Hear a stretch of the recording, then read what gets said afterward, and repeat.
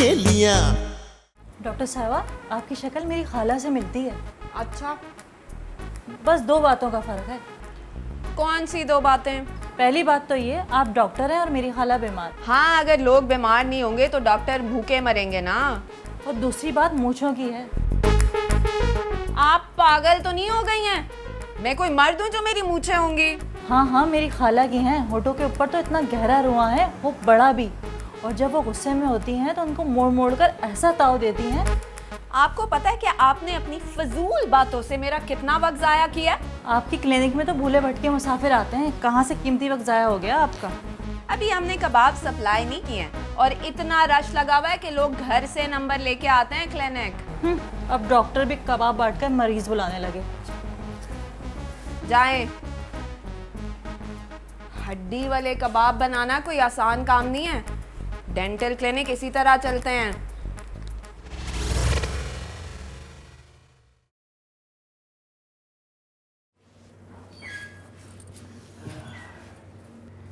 Furrow बेटा, रात मुल्तान से खाला अम्मा का फोन आया था। पूछ रही थी कि तुम्हारी सास के लिए क्या जेवर लिया है। मेरी सास के लिए जेवर क्यों लेंगे अब? अरे पुराने वक्तों की है बेटा, अपने हिसाब किताब की बात कर रही है वो। मामू, सोना इतना महंगा है ना, कभी सोचिएगा भी मत सोना देने के लिए। मैंने भी उनसे यही कहा था। मुझे एक बात बताएं, ये खाला अम्मा आपकी है या मेरी सास की? अरे भाई है तो मेरी ही, लेकिन बात बहुत तजुर्बे की करती हैं वो। अच्छा, तो फिर क्या देंगे आप? मैं कोई ऐसी चीज तोहफे में देना चाहता हूँ बेटा कि जो इस्तेमाल वो करे लेकिन फायदा तुम्हें हो। ऐसी कौन सी चीज है जो आप देंगे मेरी सास को, इस्तेमाल वो करेंगी और फायदा मुझे होगा? ये देखो मैं लेके आया हूँ, ये है पाजेब। अब ये पाजेब पहनकर मेरी सास पूरे घर में छमछम करेंगी? हाँ हाँ, ज्यादा महंगी नहीं है, सस्ती है। मगर इससे मुझे क्या फायदा होगा? अरे मैंने बिल्ली के पाँव में घंटी बांध दी है, जहां जाएगी तुम्हें फौरन पता चल जाएगा। मामू, आप तो मेरे साथ रह रहे के इतने अक्लमंद हो गए ना। अरे बस कभी गरूर नहीं किया मैंने। लो बताओ। अच्छा, कभी कभी मैं भी पहन लूं? ना ही पहनो तो बेहतर है, बीमारियां लग जाती हैं किसी की चीज इस्तेमाल करने से।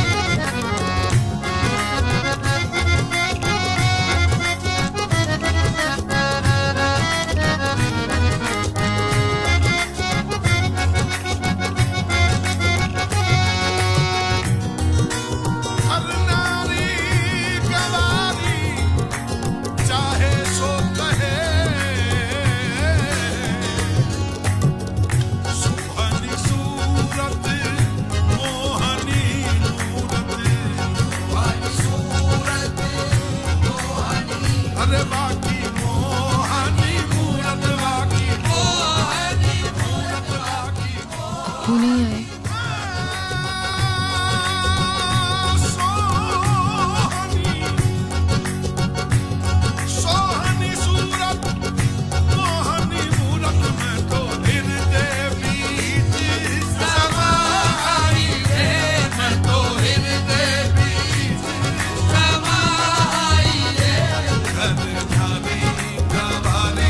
चाहे सो कहे, नानी कवानी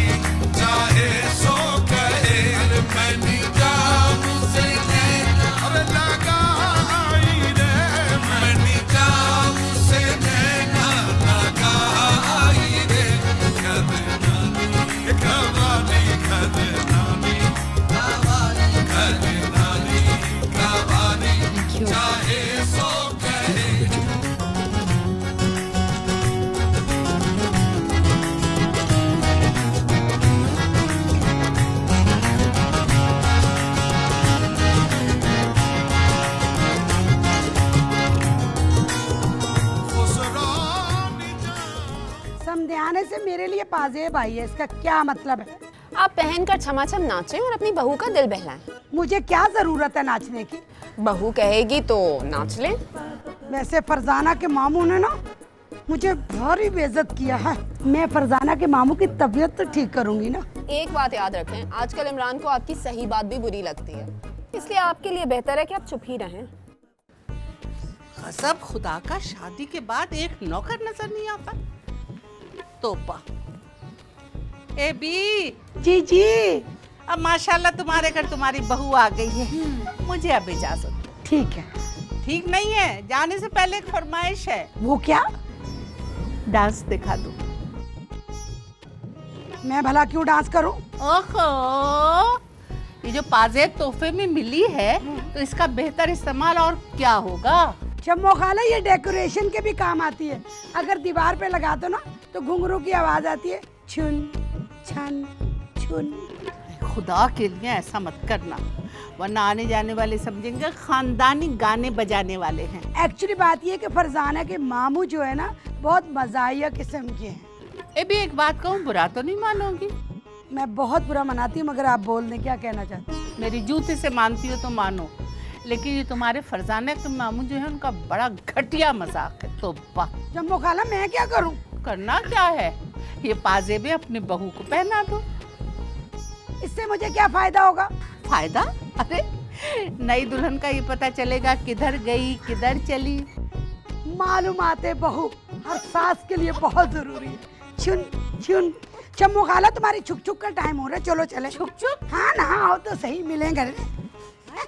हाँ, बहुत दिल चाह रहा था। हाय चम्मो खाला, बहुत।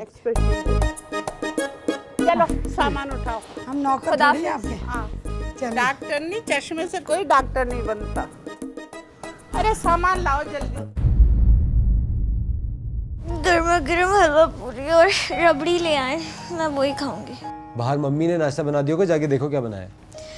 मुझे घर का नाश्ता खाने की आदत नहीं है। अच्छा ये बताओ फरजाना, तुम खाना पकाने में कितनी दिलचस्पी रखती हो?